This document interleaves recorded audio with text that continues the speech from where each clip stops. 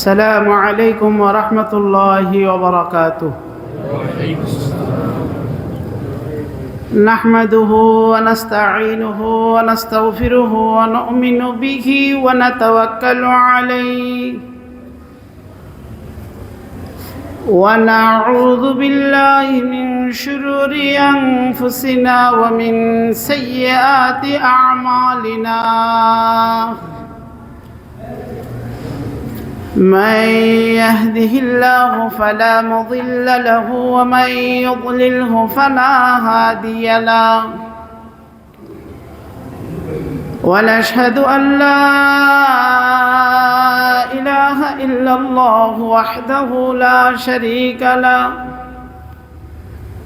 ونشهد أن سيدنا وسندنا وحبيبنا ومولانا محمدا عبده ورسوله، أرسله بالحق بشيرا ونذيرا وداعيا إلى الله بإذنه وسراجا منيرا. اللهم صل على سيدنا محمد وعلى آل سيدنا محمد كلما ذكره الذاكرون وكلما غفل عن ذكره الغافلون.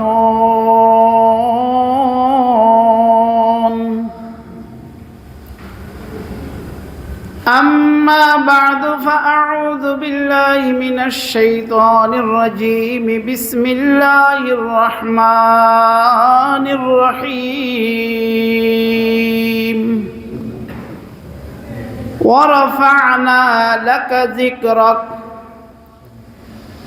وقال النبي صلى الله عليه وسلم: بعثت لأتمم مكارم الأخلاق،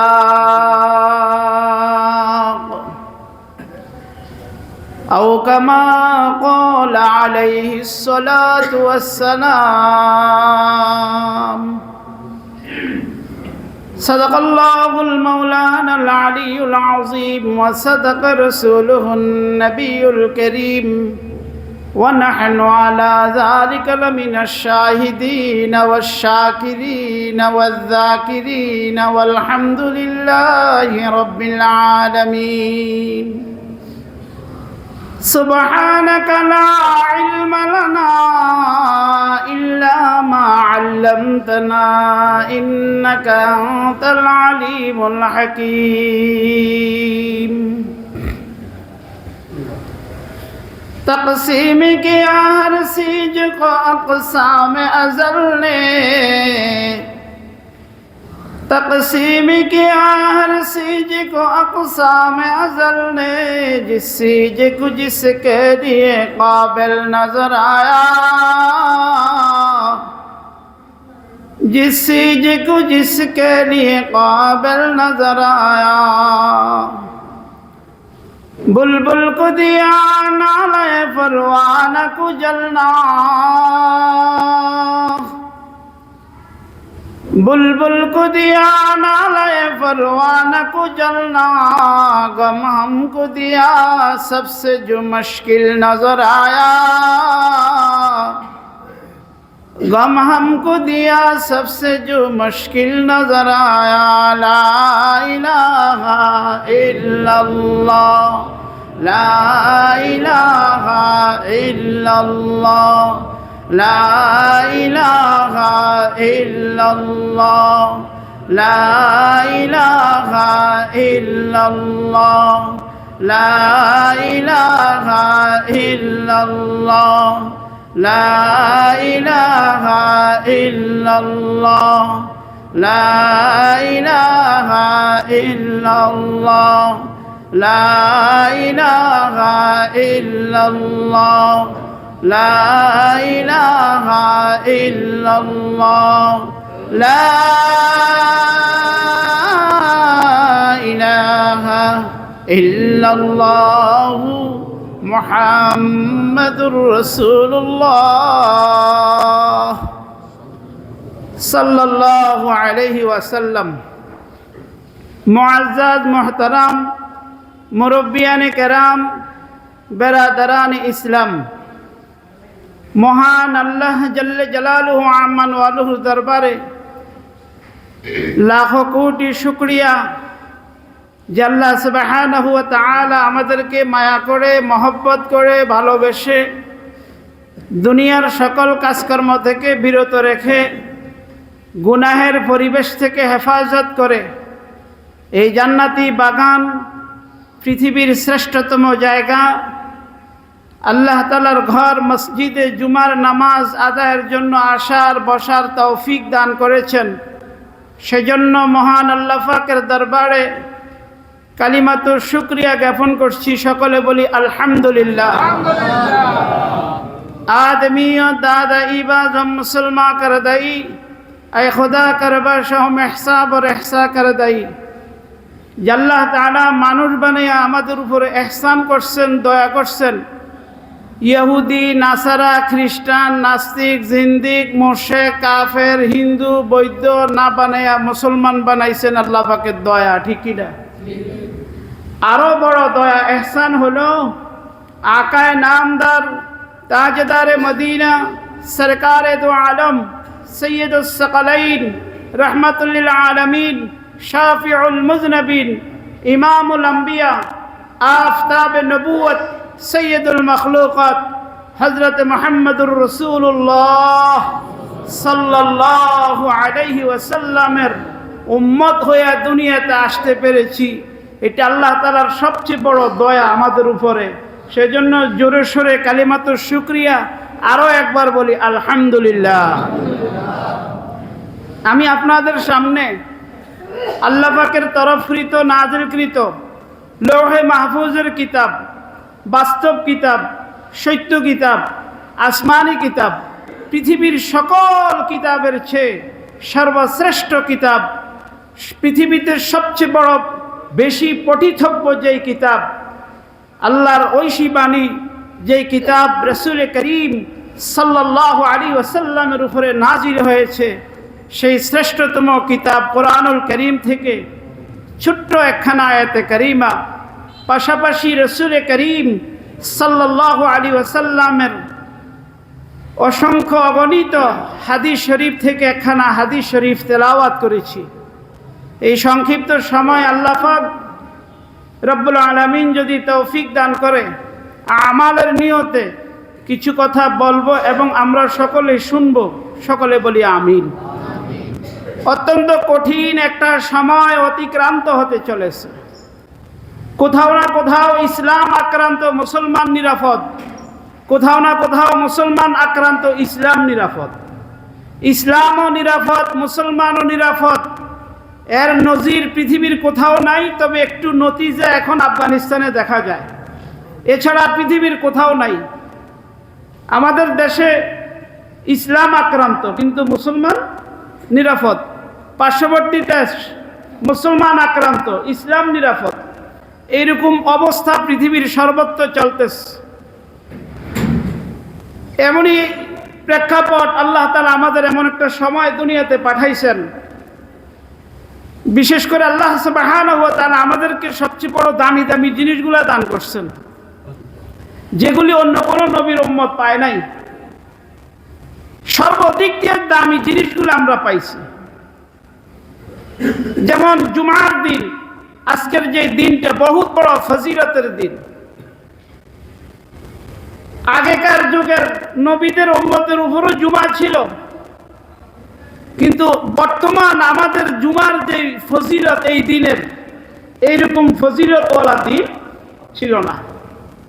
আল্লাহ তাআলা আমাদেরকে দান করছেন এমন একটা রাত্র, যে রাত্রে ইবাদত 1000 বছরের চেয়ে শ্রেষ্ঠ, লাইলাতুল কদর। অন্য কোন নবীর উম্মত পায় নাই, আমরা পাইছি। সুবহানাল্লাহ। এমন একটা মাস রমজানুল মুবারক, অন্য কোন নবীর উম্মত পায় নাই। রমজান মাসের রোজা সব নবীদের শরীয়তে ছিল, কিন্তু এরকম ফজিলতের মাস পায় না, আমরা পাইছি। কিতাব, পৃথিবীর সর্বশ্রেষ্ঠ কিতাব কোরআনুল কারীম কোন নবীর উম্মত পায় নাই, আমরা পাইছি। যুগে যুগে লক্ষাধিক আম্বিয়া আলাইহিস সালাম দুনিয়াতে আসছেন, কোন নবীর উম্মত শেষ নবীকে পায় নাই, আমরা সর্বশ্রেষ্ঠ নবীর উম্মত হয়েছি। সুবহানাল্লাহ। তাহলে আল্লাহ তাআলা আমাদেরকে সর্বদিক দিয়ে দামি দামি জিনিসগুলো কি দান করছেন, কার উসিলায়? রাসূল করিম সাল্লাল্লাহু আলাইহি ওয়াসাল্লামের উসিলায়। এজন্য আমি আল্লাহর নবী সম্পর্কে কিছু কথা বলতে চাই। ফরমায়া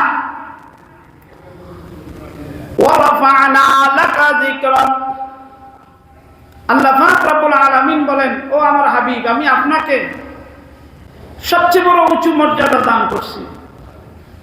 পৃথিবীর সর্বত্র আমি আপনার আলোচনাকে পেশ করেছি।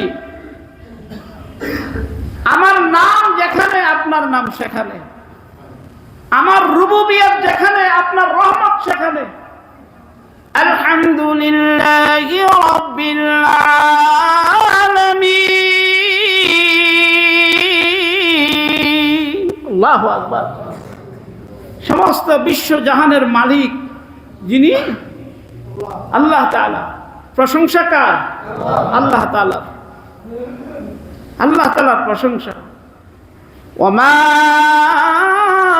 আরসালনাকা ইল্লা রাহমাতাল লিল আলামিন। আল্লাহু আকবার। যেখানে আল্লাহ তাআলা সর্ববিশ্ব জাহানের মালিক, আল্লাহ পাক বলেন এখানে সারা বিশ্ববাসীর জন্য রহমত আমার নবী। সুবহানাল্লাহ। জোরে বলেন না সুবহানাল্লাহ। আমার রুবুবিয়তের এরিয়া যতটুকু, আপনার রহমতের এরিয়া ততটুকু। আমি যেখানে রব, আপনি সেখানে হলেন রহমত। সুবহানাল্লাহ। দুনিয়াবাসীর রব যিনি আল্লাহ, দুনিয়াবাসীর জন্য রহমত রাসূল করিম সাল্লাল্লাহু আলাইহি ওয়াসাল্লাম। কবরওয়ালাদের রব যেখানে আল্লাহ, কবরওয়ালাদের জন্য রহমত আল্লাহর নবী। কি ভাই, 3 প্রশ্নের 1 প্রশ্ন আছে না? রুবুবিয়তের প্রশ্নের পরে আসেনি, সরাসরি নবীজিকে দেখানো হয় যে দেখো তো ওনাকে চিনো কিনা। তার কবরের সাথে রাসূল করিম সাল্লাল্লাহু আলাইহি সাল্লামের রওজা মোবারকের সাথে একটা কি হয়ে যায়, রাস্তা হয়ে যায়, দেখায় দেখো যে নাকি হুজুর সাল্লাল্লাহু আলাইহি সাল্লামের সুন্নতের উপর, আদর্শের উপর নিজের জীবনকে পরিচালিত করছে। দেখার সাথে সাথে বলবে হাজা মুহাম্মাদুর রাসূলুল্লাহ সাল্লাল্লাহু আলাইহি ওয়াসাল্লাম। জোরে বলেন সুবহানাল্লাহ। তাহলে যেখানে কবরে আল্লাহ তাআলা রব, সেখানে নবীজি কি রহমত। হাসরের ময়দানে যেখানে আল্লাহ তাআলা রব, হাসরের ময়দান ওয়ালাদের জন্য নবীজি রহমত। যখন হাসরের ময়দান কায়েম হয়ে যাবে, হাসরের ময়দানের ভয়াবহতার অবস্থা এমন হবে, বিশাল লম্বা ঘটনা, সংক্ষিপ্তভাবে বলতেছি। হাসরবাসীরা বলবেন, আয় আল্লাহ আমাদেরকে জাহান্নামে দাও, তারপরও হাসরের ময়দানের ভয়াবহতার থেকে আমাদেরকে বাঁচাও। বিভিন্ন নবীদের কাছে যাবে, আল্লাহ তাআলা ডাক দিয়ে বলবে, জিবরাইল দেখো আমার হাবিব কোথায় আছে, আমার হাবিবকে নিয়ে আসো। আমার হাবিব ছাড়া তো আজকে হাসরের ময়দানের বিচার কার্য শুরু হবে না। সুবহানাল্লাহ। খুঁজতে থাকবে হযরত সাইয়েদনা জিবরাইল আলাইহিস সালাম। হাসরের ময়দানে কোথাও নবীজিকে দেখবে না, বলবে আয় রব্বে করিম, নবীজি কোথায়? আল্লাহর নবীকে তো দেখতেছি না। আল্লাহ তাআলা ডাক দিয়ে বলে, দেখো জমিনের থেকে, নিচের থেকে একটা নূরের রোশনি, নূরের একটা আলো নিচের থেকে উপরের দিকে ঝলক দিয়া মেরে ওঠে। দেখো ওখানে যে খোঁজ করো, যে দেখবে। খুঁজতে খুঁজতে লম্বা ঘটনা, খুঁজতে খুঁজতে যাওয়ার পরে দেখবে নূরের একটা রোশনি ঝলক মেরে মেরে উপরের দিকে আসতেছে। যে খোঁজ করে তারপরে দেখবে রাসূল আকরাম সাল্লাল্লাহু আলাইহি ওয়াসাল্লাম তখনও সেই মদিনা মুনাওয়ারায় সেজদারত অবস্থায় আল্লাহ তাআলার দরবারে কাঁদতেছে। ফাকিদা দরজা আরশ বড়ি জান্নাতে ফেরদৌস আরাম গাহে ফাকে রসুলে আরবি হে। আল্লাহর নবীকে উঠানো হবে, রাসূল করিম সাল্লাল্লাহু আলাইহি সাল্লাম শাফাআতে কুবরা, শাফাআতে সুগরা, মাকামে মাহমুদ সমস্ত পাওয়ারফুল ক্ষমতা আল্লাহ তাআলা সেদিন তাকে দান করবেন। সুবহানাল্লাহ। তাহলে হাসরবাসীদের জন্য যেখানে আল্লাহ তাআলা রব, সেখানে আল্লাহ রাসূল কি রহমত, সেখানে আল্লাহ রাসূল রহমত। জান্নাতীরা জান্নাতে চলে যাবে, জাহান্নামীরা জাহান্নামে চলে যাবে। জান্নাতে যাওয়ার পরে একটা বিশাল কনফারেন্স হবে। ওই কনফারেন্সের মাধ্যমে রাসূল করিম সাল্লাল্লাহু আলাইহি সাল্লাম হবেন প্রধান চিফ গেস্ট, প্রধান মেহমান। এমনকি কিতাবে লেখে ওই কনফারেন্সে কোনো লাইটের ব্যবস্থা থাকবে না, কোনো ডেকোরেশন থাকবে না, কোনো আলোর ব্যবস্থা থাকবে না। আল্লাহ তাআলা রাসূল করিম সাল্লাল্লাহু আলাইহি সাল্লামের চেহারা মোবারকে এমন একটা সৌন্দর্য দান করবেন, যে সৌন্দর্যের আলোয় পুরা কনফারেন্স আলোকিত হয়ে যাবে। তাহলে জান্নাতওয়ালাদের জন্য যেখানে আল্লাহ রব, সেখানে নবীজি কি রহমত। জাহান্নামে চলে যাবে জাহান্নামীরা, জাহান্নামের আযাব চলতে থাকবে। কত লক্ষ বৎসর আযাব হতে থাকবে। আল্লাহ তাআলা বলবেন, ও আমার হাবিব, আপনার কিছু উম্মত এখনো জাহান্নামের আগুনে জ্বলতেছে। নবীজি জাহান্নাম থেকে এই সমস্ত উম্মতদেরকে নিয়ে আসবেন। দেখবেন যারা জীবনে একবার কালেমা পড়ছে, কালেমার অংশটা কপালের মধ্যে নূরের মতো চমকাতে থাকবে। আল্লাহ রাসূল তাদেরকে উঠায় নিয়ে আসবেন। তাহলে যেখানে জাহান্নামওয়ালাদের জন্য আল্লাহ রব, সেখানে নবীজি কি রহমত, আল্লাহ রাসূল রহমত। অর্থাৎ আল্লাহ তাআলা রুবুবিয়তের এরিয়া যতটুকু, রাসূল করিম সাল্লাল্লাহু আলাইহি সাল্লামের রহমতের এরিয়া ততটুকু। সুবহানাল্লাহ। আল্লাহ পাক সমস্ত নবীদের থেকে অঙ্গীকার নিয়েছেন আল্লাহ রাসূলের উপরে ঈমান আনা সম্পর্কে। এই জন্য নবীজি ইমামুল আম্বিয়া, সমস্ত নবীদের ইমাম। وَإِذَا أَخَذَ اللَّهُ مِيثَاقَ النَّبِيِّينَ لَمَا آتَيْتُكُم مِّن كِتَابٍ وَحِكْمَةٍ ثُمَّ جَاءَكُمْ رَسُولٌ مُّصَدِّقٌ لِّمَا مَعَكُمْ لَتُؤْمِنُنَّ بِهِ وَلَتَنصُرُنَّهُ قَالَ أَأَقْرَرْتُمْ وَأَخَذْتُمْ عَلَى ذَلِكُمْ إِصْرِي قَالُوا أَقْرَرْنَا قَالَ فَاشْهَدُوا وَأَنَا مَعَكُمْ مِنَ الشَّاهِدِينَ। আল্লাহু আকবার। আল্লাহ পাক রব্বুল আলামিন অঙ্গীকার নিয়েছেন, সমস্ত নবী রাসূলদেরকে সামনে থেকে অঙ্গীকার নিয়েছেন যে আমি যে তোমাদেরকে কিতাব দান করেছি, হিকমত দান করেছি, তোমরা আমার নবীর উপরে ঈমান আনো, আমার রাসূলকে সাহায্য করবে, আমার রাসূলের সর্বদিক দিয়ে তোমাদের উপরে সহযোগিতার হাত বাড়াবে। সমস্ত নবীরা সেই দিন আল্লাহ তাআলার কাছে অঙ্গীকার করেছেন, ক্বালু আকরারনা। আল্লাহ বলেন, ক্বালা ফাশহাদু, তোমরাও সাক্ষী থাকো, আমিও সাক্ষী রইলাম। সুবহানাল্লাহ। তাহলে সমস্ত নবীদের থেকে নবুয়তের স্বীকারোক্তি নিলেন আল্লাহ তাআলা রাসূল করিম সাল্লাল্লাহু আলাইহি সাল্লাম সম্পর্কে। তাহলে নবীজি যে শেষ নবী, সর্বশ্রেষ্ঠ নবী, সমস্ত নবীরাও কি করলেন? স্বীকারোক্তি দিলেন। ওয়ারাফা'না লাকা যিকরাক, আয় আল্লাহ, আপনি আমাকে কি দিয়েছেন? তাফসীরের কিতাবে আসছে, একদিন সমস্ত নবীরা রাসূলরা উম্মতদেরকে নিয়ে আল্লাহ রাসূলের সাক্ষাতে আসছেন। রাসূল করিম সাল্লাল্লাহু আলাইহি সাল্লামের সাক্ষাতে আসছেন। কোন নবী তার কয়েকজন উম্মত নিয়ে আসলেন। এইভাবে সমস্ত নবীরা উম্মতদেরকে নিয়ে আল্লাহর রাসূলের সাথে সাক্ষাৎ করতে আসছেন। সর্বশেষ হযরতে মূসা আলাইহিস সালাম 6 লক্ষ উম্মত নিয়ে আল্লাহর রাসূলের সাথে সাক্ষাৎ করতে আসছেন। নবীজি জিবরাইলকে বলে, জিবরাইল, এই কোন নবী বিশাল বড় উম্মতের সংখ্যা নিয়ে আমার সামনে আসছেন?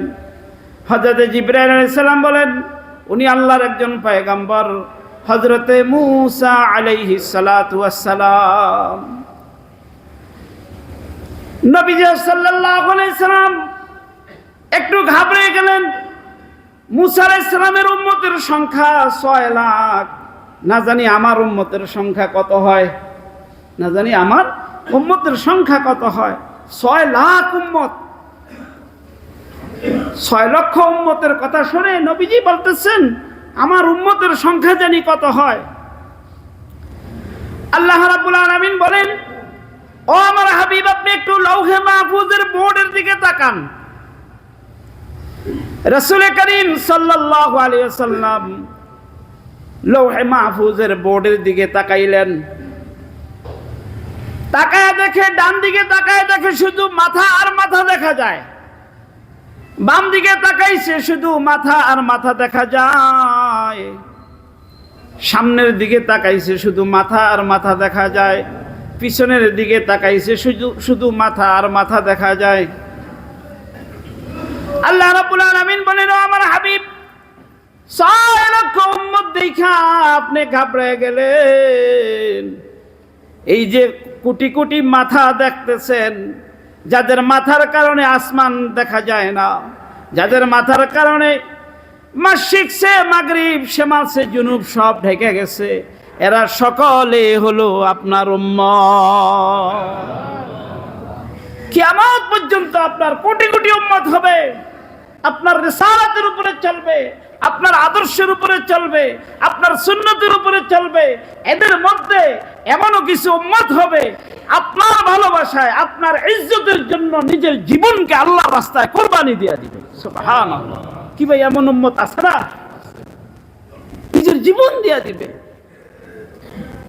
আল্লাহ পাক রব্বুল আলামিন বলেন, আমি আপনাকে কি দিয়েছি দেখেন, আপনার শান আমি কতটুকু বাড়ায় দিয়েছি। কত বড় পাওয়ারফুল নবীর উম্মত আমরা।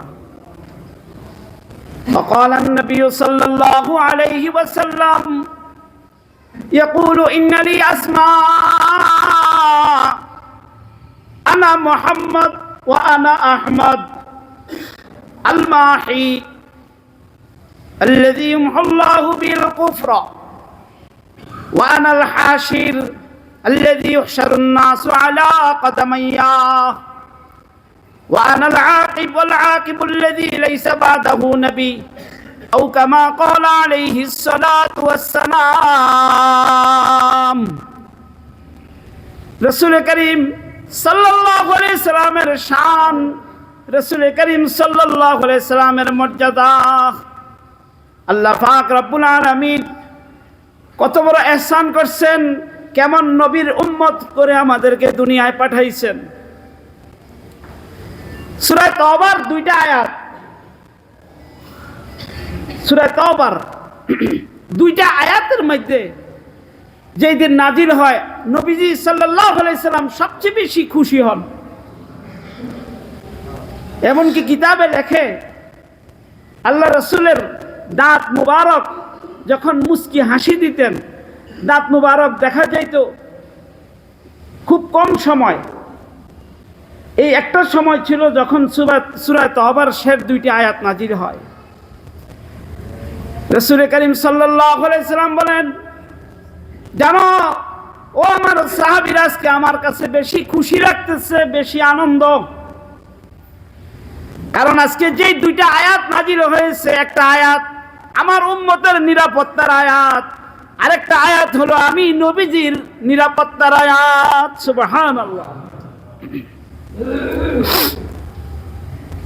ফরমায়া, লাকাদ জাআকুম রাসূলুম মিন আনফুসিকুম আজিজুন আলাইহি মা আনিতুম হারিসুন আলাইকুম বিল মুমিনিনা রাউফুর রহিম فإن تولوا فقل حسبي الله لا إله إلا هو عليه توكلت وهو رب العرش العظيم।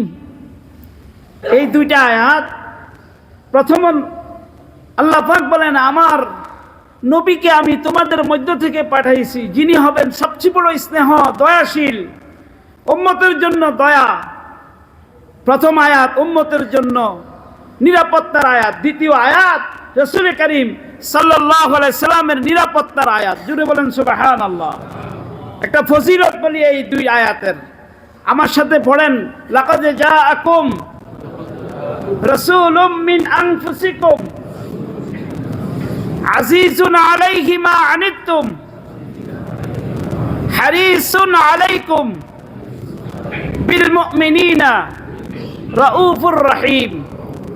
ফাইন তাওয়াল্লাউ ফাকুল হাসবিয়াল্লাহ লা ইলাহা ইল্লা হু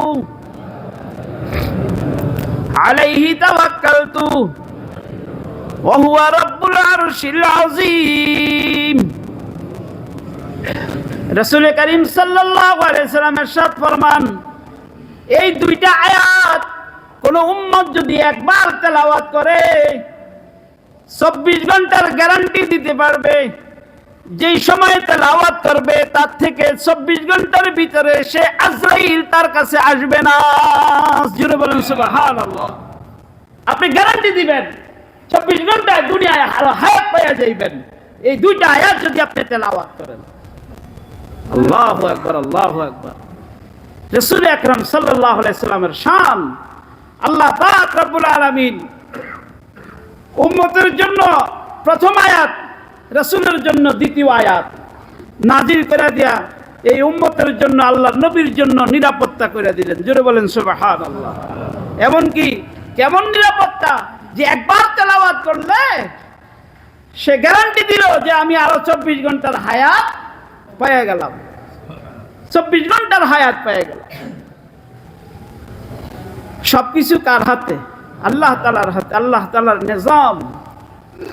আল্লাহ পাক রব্বুল আলামিন আমাদেরকে এমন একজন পয়গম্বরের উম্মত করে দুনিয়ায় পাঠাইছে। আজকে মানুষ নবীকে চিনল না, নবীর আদর্শের উপর চলে না, রাসূল করিম সাল্লাল্লাহু আলাইহি সাল্লামের মর্যাদা বুঝলো না, রাসূল করিম সাল্লাল্লাহু আলাইহি সাল্লামের শান বুঝলো না।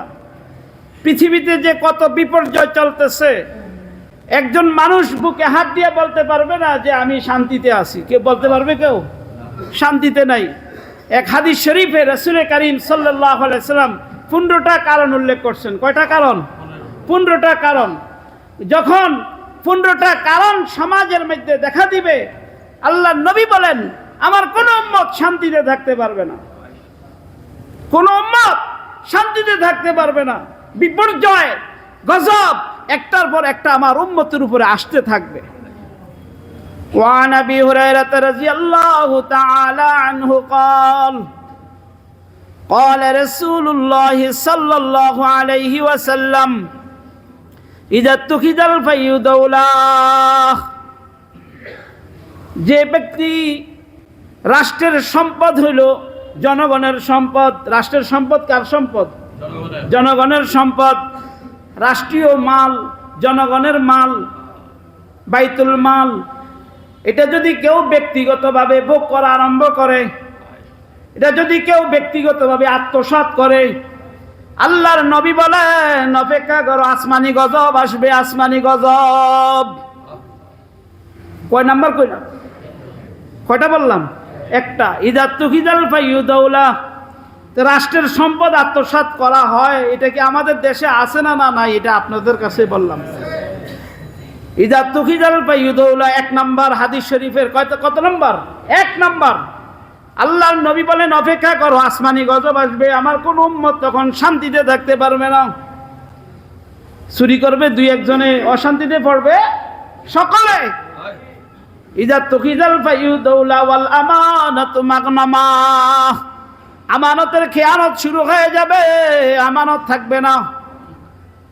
আমানতকে গনিমত মনে করবে।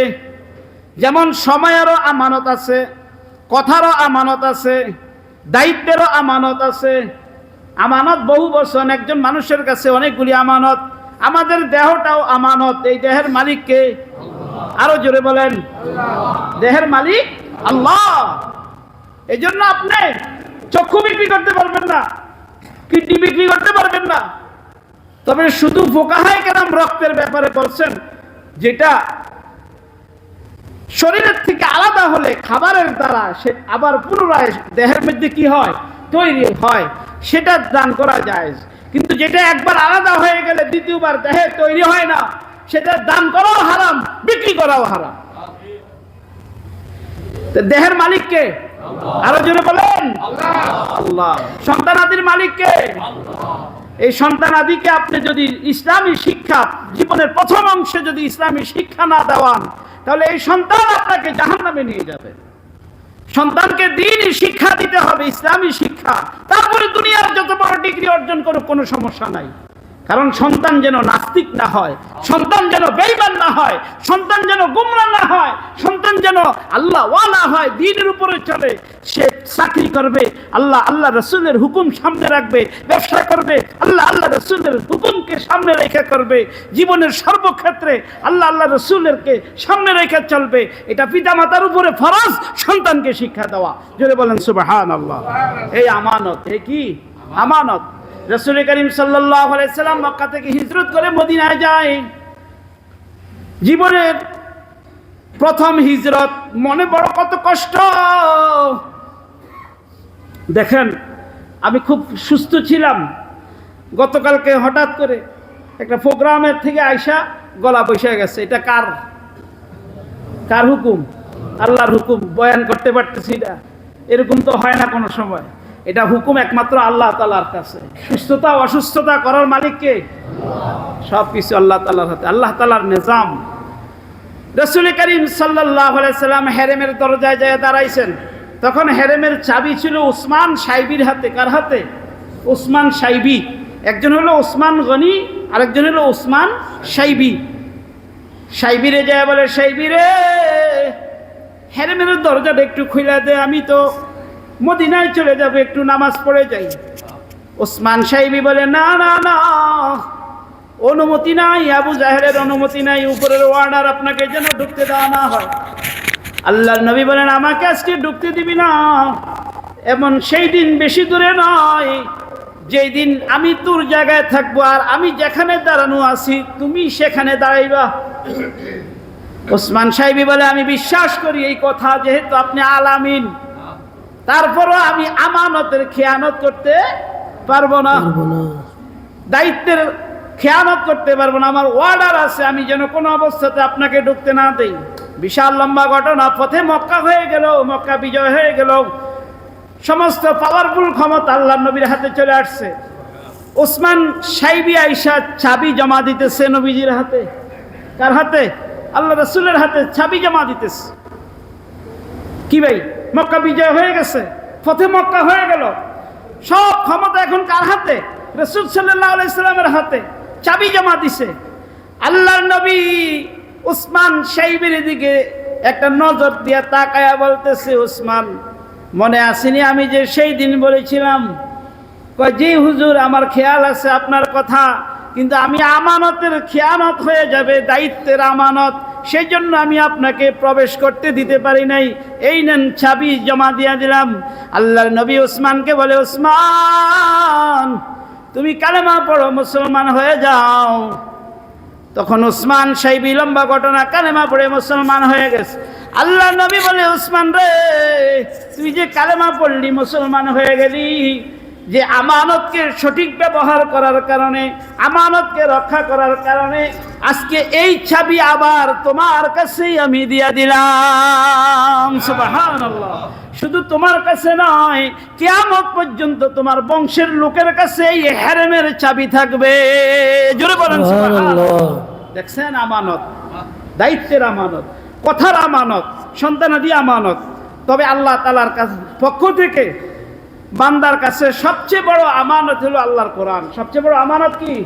আল্লাহর কোরআন। ফরমায়া, ইন্না আরাদনাল আমানাতা আলাস সামাওয়াতি ওয়াল আরদি ওয়াল জিবাল। আল্লাহু আকবার। আমি আসমান জমিনের কাছে আমার আমানত রাখতে চেয়েছিলাম, কেউই গ্রহণ করেনি, একমাত্র মানুষ গ্রহণ করছে। তাহলে আল্লাহর পক্ষ থেকে আমাদের কাছে সবচেয়ে বড় আমানত হলো কি? আল্লাহর কোরআন। আজ থেকে ৬০-৬৫ বছর আগে কলকাতায় এক হিন্দু কোরআনের বিরুদ্ধে রিট দায়ের করছে। ভারত উপমহাদেশ থেকে এই কোরআন বন্ধ করে দেওয়া হোক, ভারতে এই কোরআন চলতে পারে না, কোরআনের তেলাওয়াত বন্ধ, এই কিতাব বন্ধ। দিন তারিখ নির্ধারিত হয়ে গেল। বিচারক ছিলেন একজন মহিলা। হাজার হাজার মানুষ জমায়েত হয়ে গেছে এই দৃশ্য দেখার জন্য, কি হয়, কি ফয়সালা হয় কোরআন সম্পর্কে। তো তখনকার সময়ে বাংলা সাহিত্যের একজন দামি মানুষ ছিলেন জীবিত, বাংলা সাহিত্যের অন্যতম একজন প্রবর্তক, ঈশ্বরচন্দ্র বিদ্যাসাগর। নাম শুনছেন না? ঈশ্বরচন্দ্র বিদ্যাসাগর কোর্টের চত্বরে যে হাজির। বিচারক মহিলা দেখে দাঁড়ায় গেছে, সম্মান দিয়া সামনে নিয়ে গেছে। স্যার আপনি? মুসলমানদের ধর্মীয় কিতাব কোরআনের বিরুদ্ধে রিট দায়ের করছে, একটু দেখতে আসলাম। স্যার কিছু বলুন না, আপনি এই কিতাব সম্পর্কে কিছু বলুন। ঈশ্বরচন্দ্র বিদ্যাসাগর বড় দামি মানুষ ছিলেন। সেই দিন কোর্টের চত্বরে দাঁড়ায় একটা ঐতিহাসিক ভাষণ দিয়েছিল। ও দুনিয়ার মানুষেরা রে, কোরআনের বিরুদ্ধে রিট দায়ের করছো, সারা পৃথিবীতে যত বাইবেলের কপি আছে সব বাইবেলের কপিগুলো এক জায়গায় জমা করো।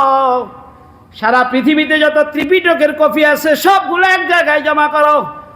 সারা পৃথিবীতে যত ওল্ড টেস্টামেন্ট, নিউ টেস্টামেন্ট, একটা ওল্ড একটা নিউ টেস্টামেন্ট, সবগুলি এক জায়গায় জমা করো।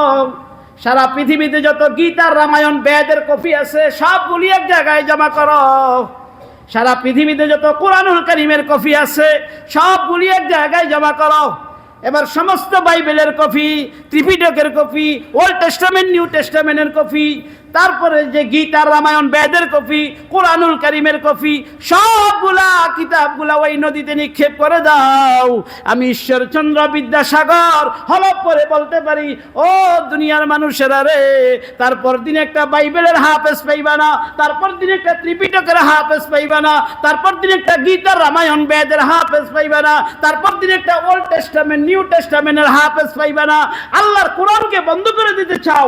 আমি ঈশ্বরচন্দ্র বিদ্যাসাগর কসম করে বলতেছি, সারা পৃথিবী খোঁজ করলে দেখবে লক্ষ লক্ষ হাফেজ কোরআন তৈরি হয়ে রয়েছে। ঠিক কি না জোরে বলেন? কিভাবে কোরআন বন্ধ করবে? রাইট, জাজ, বিচারক কোরআনের পক্ষে রায় দিয়ে দিয়েছে। সুবহানাল্লাহ, জোরে বলেন না সুবহানাল্লাহ। কোরআন কিভাবে বন্ধ করবে? আরে কোরআনের চাবি কার হাতে? ইন্না নাহনু নাযালনা যিকরা ওয়া ইন্না লাহু লাহাফিজুন। এটা চাবি তো এখানে না, বন্ধ করার ক্ষমতা আপনি কে? আরে আমাদের দেশও তো কিছু নাস্তিক ছিল, বলছে ১৫০০ বছর আগের কিতাব দিয়ে দেশ চলতে পারে না, ১৫০০ বছর আগের কিতাব দিয়ে সমাজ চলতে পারে না, ১৫০০ বছর আগের কিতাব দিয়ে রাষ্ট্র চলতে পারে না। এইগুলা বলে নাই, শুনেন নাই? আরে বাংলাদেশে এরকম নাস্তিক ছিল না, এখন হয়তো গাপটি মেরে রয়েছে। ঠিক কিনা জোরে বলেন? আমি বলি কোরআন ছাড়া দেশ চলতে পারে না। ঠিক কিনা জোরে বলেন? কোরআন দিয়ে দেশ চালাও, দেশ সুন্দর হয়ে যাবে। কোরআন দিয়ে রাষ্ট্র চালাও, রাষ্ট্র জান্নাতের বাগান হয়ে যাবে। কোথায় তোমরা আজকে? কোথায়? আমরা নবীরে চিনলাম না, কোরআন চিনলাম না। কোরআন মনে করি ১০ জন হুজুর দাওয়াত দিয়া খতম পড়াইছি, ১০০০ টাকা করে হাদিয়া দিয়ে দিছে, এটাই কোরআনের হক? কোরআন কি এটাই চায় আপনার কাছে? তাবিজ বানায় গলায় দেওয়া, এটা কি কোরআনের হক? তাক বলতেছিলাম, আলোচনা অন্যদিকে চলে গেছে। 15টা কারণ। কয়টা কারণ? 15টা কারণ। ওয়ালা আমানাতু মাগনামা, আমানত থাকবে না। আল্লাহ নবী বলছেন অপেক্ষা করো আসমানি গজব। তাহলে কয়টা বললাম? 2টা। কয়টা? এই যে খেয়াল আছে তাহলে আপনাদের। কয়টা বললাম? 2টা। ইজাতুকিজাল বাইউদৌলা, রাষ্ট্রীয় সম্পদ। ওয়াল আমানাতু মাগনামা, আমানতের খেয়ানত। ওয়াজ যাকাতু মাগরামা, যাকাতকে মনে করবে জরিমানা। কি মনে করবে? জরিমানা। কিছু ধনী ভাইরা আছে মনে করে যাকাত মনে হয় জরিমানা, অথচ যাকাত আল্লাহর পক্ষ থেকে একটা ফরজ ইবাদত। ঠিক কিনা? যাকাতকে মনে করবে জরিমানা। যেখানে লুঙ্গি তৈরি হয়, কাপড় তৈরি হয়, বাইনে একটু এদিক সেদিক হয়, সুতায় একটু এদিক সেদিক হয়, রং একটু, কালারিং একটু কম হয়, এগুলো একটা সিল মারে, রিজেক্ট, এগুলি জমা করে রাখে। কিছু ধনী ভাইরা আছেন বৎসরের শেষে রমজান মাস আসলে ওইগুলা সামান্য কিছু টাকা দিয়ে আইনা দিয়ে দেয়, যার কারণে 2-3 মাসের বেশি লুঙ্গি আর কাপড় পরতে পারে না। কি ভাই? আরে যাকাত ৭,০০০ কোটি টাকা আসে যাকাত। যদি 1 বছর যাকাত দেয়, এরপরে বছর গরিব পাওয়া তো মুশকিল। ওয়াজ যাকাতু মাগরামা, যাকাতকে জরিমানা মনে করবে। কয়টা বললাম? ওয়াজ যাকাতু মাগরামা ওয়া তুআল্লিমা লিগাইরি দ্বীন।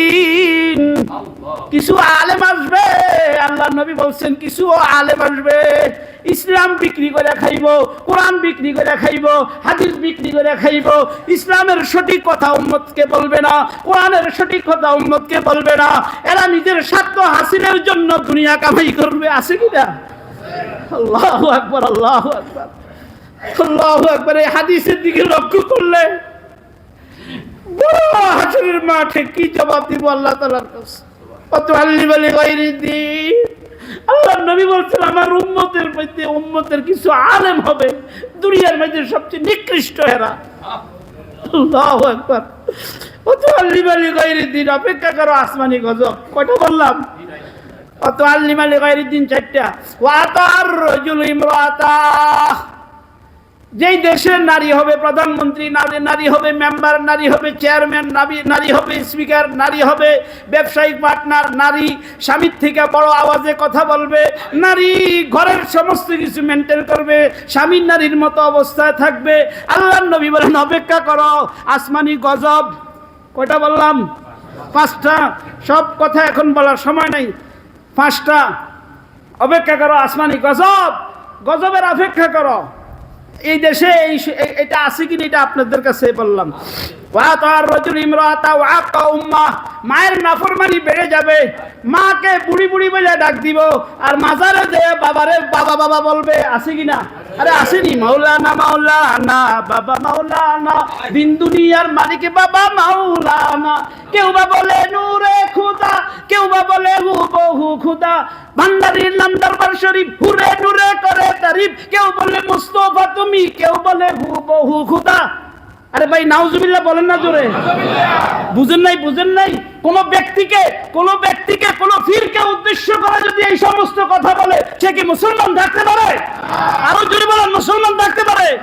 আরে আপনি কাফেরদেরকে কাফের বলে গালি দিতেছেন, কাফের তো আপনার ঘরে আপনার সমাজে চলতেছে। কারে কাফের বলে গালি দিতেছেন? কাফের তো আপনার সাথে। ওয়াকা উম্মা, আল্লাহ নবী বলছেন মায়ের নাফরমানি বেড়ে যাবে, মায়ের নাফরমানি বেড়ে যাবে। মায়ের নাফরমানি আজকে যুবকরা মারে দেখতে পারে না। মা যে কি জিনিস, পৃথিবীর সবচেয়ে বড় মধুরময় ডাক হলো মা। কি ভাই, মা ডাক দিলে অহংকার থাকে না? বলেন না মা। সবাই বলেন মা। আসেনি অহংকার, আসেনি এই ডাকের মধ্যে? দেখছেন? ওয়াকা উম্মা, মায়ের নাফরমানি বেড়ে যাবে। ওয়াদনা সদিকা, বন্ধুদের কাছে কাছে রাখবে। কয়টা বললাম? ওয়াকা উম্মা পর্যন্ত। ওয়াকা উম্মা ওয়াদনা সদিকা, বন্ধুদের কাছে কাছে রাখবে। ওয়াদনা সদিকা, অপেক্ষা করো আসমানি গজব। ওয়াকা উম্মা ওয়াদনা সদিকা ওয়াকা সাবা, বাবারে দূরে সরাই দিব। বন্ধুদের কাছে রাখবে, বাবারে দূরে সরাই দিব। সঙ্গে তাড়াতাড়ি বলতেছি, ওয়াজাহারাতিল আসওয়াতু ফিল মাসাজিদ, এমন কিছু উম্মত আসবে যারা মসজিদে এসে জোর গলায় কথা বলবে, জোরে জোরে কথা বলবে। এরা মনে করে মসজিদে আসলে জোরে কথা না বললে মনে হয় শান্তি নেই। কি ভাই বুঝেন নাই? মসজিদে আসলে জোরে কথা বলে। আরো কিছু আছে, হয়তো শহরে নাই, গ্রাম দেশের কথা বলতেছি। কিছু আছে মসজিদে আসে না, সপ্তাহে একদিন আইসা ইমাম সব মানে সবাই দেখা আমি মসজিদে আসছি। আরে ভাই এরকম মুসল্লি আসেনি? ওয়াজাহারাতিল আসওয়াতু ফিল মাসাজিদ, নবীজি বলছেন যে ব্যক্তি মসজিদে জোরে কথা বলে, অপেক্ষা করো আসমানি গজব। ওয়াজাহারাতিল আসওয়াতু ফিল মাসাজিদ ওয়াসাদাল কবীরাতা ফাসিকুহুম ওয়াকানা ওয়াসাদাল কবীরাতা ফাসিকুহুম, আল্লাহ নবী বলছেন যেই কবিরের মধ্যে, যেই সমাজে ফাসিক পুজ্জাররা, ইয়াবাখোরেরা, হারামখোরেরা সমাজের নেতা হবে, নবী বলেন অপেক্ষা করো আসমানি গজব। ঠিক কিনা জোরে বলেন? আরে আমাদের সমাজে আসেনি? এটা আসেনি? যারা ফাসিক পুজ্জার, ইয়াবার সম্রাট, যারা হারাম খায়, যারা 2 নম্বর নিকৃষ্ট লোক, এরা সমাজের নেতা হয়ে রয়েছে। ঠিক কিনা জোরে বলেন? আরে আমার কথা না, আল্লাহ রাসূলের কথা। ওয়াসাদাল কবীরাতা ফাসিকুহুম, অপেক্ষা কর আসমানি গজব। ওয়া কানা যাঈমুল কওমি আরযালুহুম, আল্লাহু আকবার। যেই দেশের প্রেসিডেন্ট হবে সে দেশ চালানোর যোগ্যতা তার নাই। দেখছেন 1500 বছর আগে নবী কি কথা বলে গেছে। ওয়া কানা যাঈমুল কওমি আরযালুহুম, দেশ পরিচালনা করবে, অথচ সেই যোগ্যতা তার নাই। অযোগ্য লোকেরা দেশের ক্ষমতাশালী হয়ে যাবে, দেশের বড় বড় কর্ণধার হয়ে যাবে। রাজা গেছে সাগরে মাছ ধরার জন্য, বড় শখ মাছ ধরবে। আবহাওয়া অফিসকে ডাকাইছে, দেখো তো আজকে আবহাওয়া কি খবর। আবহাওয়া অফিস থেকে বার্তা দিচ্ছে, কয় রাজা মশাই আবহাওয়া খুব ঠান্ডা আছে, কোনো সমস্যা নেই, আপনি সমুদ্রে যেতে পারেন মাছ ধরার জন্য। কয় ঠিক আছে। গেছে সাগর পাড়ে গেছে, তখন যায় দেখে এক জেলে বকরি নিয়ে বসে রয়েছে, ছাগল নিয়ে বসে রয়েছে। জেলে দেখে তো রাজারে চিনছে। আরে রাজা মশাই আপনি এখানে? আমার বহুত দিনের শখ, আমি মাছ শিকার করব, এই জন্য সমুদ্রে চলে আসছি। না না না, সমুদ্রে যায়েন না, সমুদ্রে যায়েন না। কেন? সমুদ্রের অবস্থা ভয়াবহ, সমুদ্র এখন নিরাপদ না, আপনি যায়েন না। তুমি কেমনি বুঝলা? আবহাওয়া অফিস থেকে আমাকে বলে দিছে সমুদ্র নিরাপদ, তুমি কিভাবে বুঝলা? যখন ঘূর্ণিঝড় আসে, সমুদ্র যখন উত্তপ্ত হয়, তা আমি দেখি কতক্ষণ পর পর আমার ছাগলটা পেশাব করে। আমি এখন দেখতেছি, ওই যে দেখেন আমার ছাগলটা পেশাব করে কতক্ষণ পর পর, তখন আমি বুঝতে পারি যে সমুদ্রে কিছু একটা হবে। হ্যাঁ, কথার পর পরেই দেখা গেছে সমুদ্রের মধ্যে ঘূর্ণিঝড় শুরু হয়ে গেছে। এখন রাজা তো পুরা খেপে গেছে আবহাওয়া অফিসের উপর। এত লাখ লাখ টাকা বেতন দিয়ে আবহাওয়া অফিসে এত বড় অফিসার রাখলাম, অথচ এরা কি সংবাদটা দিল? একটা ছাগলের বাচ্চা যে সংবাদটা দিছে, এরা তো এই যোগ্যতা রাখে না। এখন রাজায় বললো, অর্ডার করছে আগামী দিন থেকে ওই ছাগলরে বসায় দাও আবহাওয়া অফিসে। এরপরে হয়ে গেল আরেক ছাগল মন্ত্রী, এরপরে হয়ে গেল আরেক ছাগল মন্ত্রী। এরকম আস্তে আস্তে সব ছাগল মার্কা লোকগুলা মন্ত্রী মিনিস্টারের পদে বসে গেছে। সেই দেশের অবস্থা কি হবে? সেই দেশের অবস্থা কি হবে? আল্লাহু আকবার। ওয়া কানা জাইমুল কওমি আরযালুহুম, কি অযোগ্য লোকেরা দেশের কর্ণধার হবে। উকরিমার রাজুলু মুখাফাতা শাররি, কই খারাপ কিছু লোক আছে যাদের দেখলে মানুষ সালাম করে, অথচ মহব্বতে সালাম দেয় না, তার ক্ষতির থেকে বাঁচার জন্য সালাম আসেনি। উকরিমার রাজুলু মুখাফাতা শাররি, নেতারে দেখলে সালাম আলাইকুম নেতা, আসলে মহব্বতে দেয় নাই। একদিন অ্যাক্সিডেন্টে যাইতেছে, সালাম দেয় নাই, তার জন্য এই আব্দুর রহমান এদিকে আসো, এই ফোড়াটা কার? কৌমকের। কত বড় বেয়াদব, আমার সালাম দেয় নাই। দেখি সিস্টেম করে তারে খবর আছে, আসেনি এরকম। হ্যাঁ, ১৫০০ বছর আগে নবী কি বলে গেছেন। শেষ কথা চলে আসছি, সময় আর 2 মিনিট আছে। উকরিমার রাজুলু মুখাফাতা শাররি ওয়া যাহারাতিল কাইনাতু ওয়াল মাযিফ। আল্লাহর নবী ১৫০০ বছর আগে বলে গেছেন, কয় গান বাজনা, নাচ গান বাজনা, নর্তকীদের প্রত্যেকটা উম্মতের পকেটে পকেটে চলে আসবে। আরে আইসি কিনা? ১৫০০ বছর আগে নবী বলছেন, এত নিকটে আসবে, এত নিকটে, চোখের পলকে তার গান বাজনা বাজতে থাকবে। আরে ভাই, যাদের পকেটে টাচ মোবাইল আছে, গান বাজনা পকেটে ঢুকছিনি?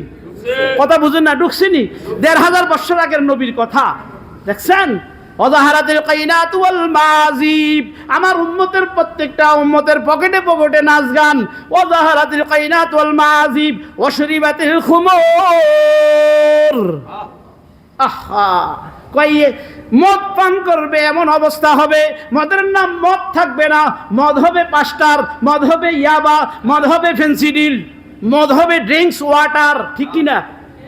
নাম কিন্তু পরিবর্তন। অশরিবাতের খমর।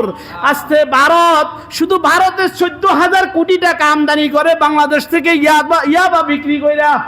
এই 1 বছরের ইয়াবা বিক্রি যদি বন্ধ করে, 2 বছরের ইয়াবা বিক্রি যদি বন্ধ করে, তো আরেকটা পদ্মা সেতু তৈরি করা সম্ভব, ঠিক কিনা জোরে বলেন? যারা ইয়াবা খায়, যারা ইয়াবা বেচে, যারা ইয়াবার সাথে সম্পর্ক, হাদিসে বললাম না, সময় শেষ। আল্লাহর নবী বলছেন, এরা জনগণের শত্রু, এরা উম্মতের শত্রু, এরা নবীর শত্রু, এরা আল্লাহর শত্রু, ঠিক কিনা জোরে বলেন? অশরিবাতিল খুমুর ওয়ালা আনাখিরা হাযিহি উম্মাতিন আওয়ালাহা, এই যুগের লোকেরা পূর্ববর্তী যুগের আল্লাহর ওলিদেরকে গালি দিবে। এই 15টা কারণ। কয়টা কারণ বললাম? 15টা কারণ। ফারতাকিবু ইনদা যালিকা রিহান হামরা ওয়া জালজালাতা ওয়া খাসফা ওয়া মাসখা ওয়া কাসফা। হায় হায় হায়। وآيات تتابع كنظام قطع سلكه فتتابع أو كما قال عليه الصلاة والسلام। সর্বশেষ কথা, রাসূল সাল্লাল্লাহু আলাইহি সাল্লাম একটা তসবিহ নিছেন। কি নিছেন? তসবিহ। এই তসবিহটার যদি আপনি সুতাটা কেটে দেন, তো দানাগুলো থাকবে নি সুতার মধ্যে? আরে ভাই, কথা বুঝেন নাই? সুতাটা কেটে দিলে দানাগুলো থাকবে, একটার পর একটা জমিনে পড়ে যাবে। আল্লাহর নবী এটা বুঝাইছেন, কুতে আসির কহু পাতা তাবির, কয় যেইভাবে সুতাটা কেটে দিলাম, দানাগুলো একটার পর একটা ছোলা নিচের দিকে পড়তে থাকে। এই 15টা কারণ যখন সমাজে দেখা দিবে, আমার কোন উম্মত শান্তিতে থাকতে পারবে না, আমার কোন উম্মত শান্তি পাবে না। একটার পর একটা, হয় গজব আসবে, আসমানি গজব, হয় জলোচ্ছ্বাস হবে, হয় ঘূর্ণিঝড় হবে, খাসফা ওয়া মাসকা ওয়া কাসফা, এমন এমন রোগ ব্যাধি হবে যারা জীবনে এরা এই রোগের নাম শুনে নাই। আরে এইডসের নাম আগে শুনছেন, ক্যান্সারের নাম আগে শুনছেন? এগুলি আল্লাহর গজব। কি এগুলি? গজব। এই 15টা কারণ যখন সমাজে দেখা দিবে, আমি যে আয়াতে কারিমা তেলাওয়াত করেছি ওয়া রাফা'না লাকা যিকরাক, আল্লাহ বলেন ও আমার হাবিব আমি আপনার শান আপনার মর্যাদা আমি বাড়াইয়া দিছি। এই 15টা কারণ থেকে আল্লাহ তাআলা আমাদের সকলকে হেফাজতে থাকার তৌফিক দান করুক। সকলে বলি আমিন। ওয়া আখিরু দাওয়ানা আনিল হামদুলিল্লাহি রাব্বিল আলামিন।